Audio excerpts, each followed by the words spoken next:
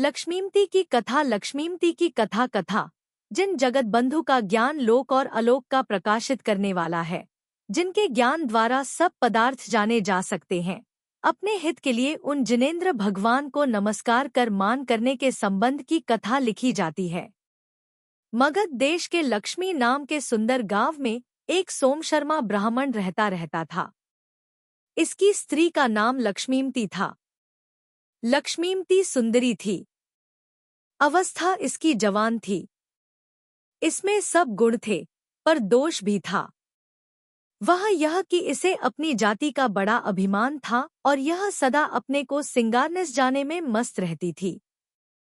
एक दिन 15 दिन के उपवास किए हुए श्री समाधि गुप्त मुनिराज आहार के लिए इसके यहाँ आए। सोमशर्मा उन्हें आहार कराने के लिए भक्ति से ऊंचे आसन पर विराजमान कर और अपनी स्त्री को उन्हें आहार करा देने के लिए कहकर आप कहीं बाहर चला गया। उसे किसी काम की जल्दी थी। इधर ब्राह्मणी बैठी बैठी कांच में अपना मुख देख रही थी। उसने अभिमान में आकर मुनि को बहुत सी गालियां दी, उनकी निंदा की और किवाड़ बंद कर लिए। हाय, इससे अधिक और क्या पाप होगा। मुनिराज शांत स्वभावी थे, तप के समुद्र थे, सबका हित करने वाले थे, अनेक गुणों से युक्त थे और उच्च चारित्र के धारक थे। इसलिए ब्राह्मणी की उस दुष्टता पर कुछ ध्यान न देकर वे लौट गए। सच है, पापियों के यहाँ आई हुई निधि भी चली जाती है।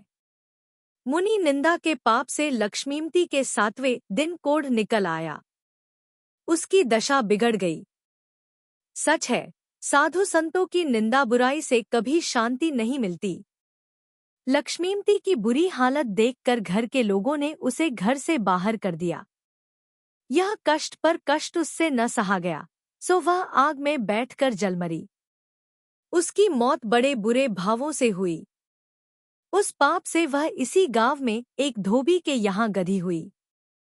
इस दशा में इसे दूध पीने को नहीं मिला। यह मरकर सुअरी हुई। फिर 2 बार कुत्ती को पर्याय इसने ग्रहण की। इसी दशा में यह वन में दावाग्नि से जल मरी। अब वह नर्मदा नदी के किनारे पर बसे हुए भृगुकच्छ गांव में एक मल्लाह के यहाँ काणा नाम की लड़की हुई। शरीर इसका जन्म से ही बड़ा दुर्गंधित था। किसी की इच्छा इसके पास तक बैठने की नहीं होती थी। देखिए अभिमान का फल कि लक्ष्मीमती ब्राह्मणी थी, पर उसने अपनी जाति का अभिमान कर अब मल्लाह के यहाँ जन्म लिया। इसलिए बुद्धिमानों को कभी जाति का गर्वन करना चाहिए। एक दिन काणा लोगों को नाव द्वारा नदी पार करा रही थी।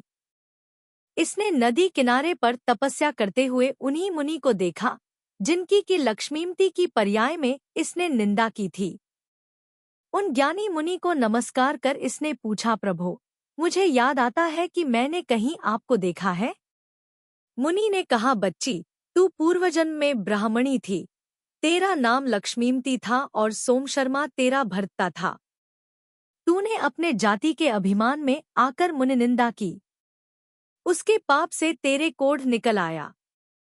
तू उस दुख को न सहकर आग में जल मरी।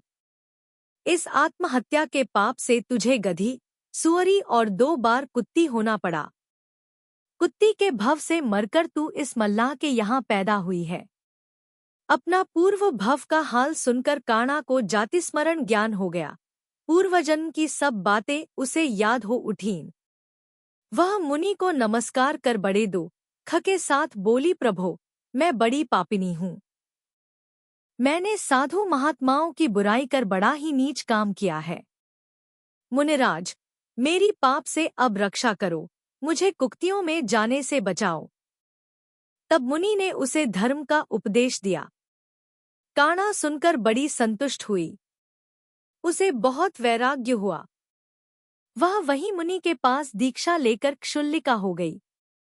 उसने फिर अपनी शक्ति के अनुसार खूब तपस्या की।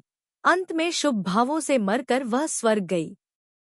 यही काणा फिर स्वर्ग से आकर कुंड नगर के राजा भीष्म की महारानी यशस्वती के रूपिणी नाम की बहुत सुंदर कन्या हुई। रूपिणी का ब्याह वासुदेव के साथ हुआ। सच है, पुण्य के उदय से जीवों को सब धन दौलत मिलती है। जैन धर्म सबका हित करने वाला सर्वोच्च धर्म है। जो इसे पालते हैं वे अच्छे कुल में जन्म लेते हैं, उन्हें यश संपत्ति प्राप्त होती है, वे कुक्ति में न जाकर उच्च गति में जाते हैं और अंत में मोक्ष का सर्वोच्च सुख लाभ करते हैं।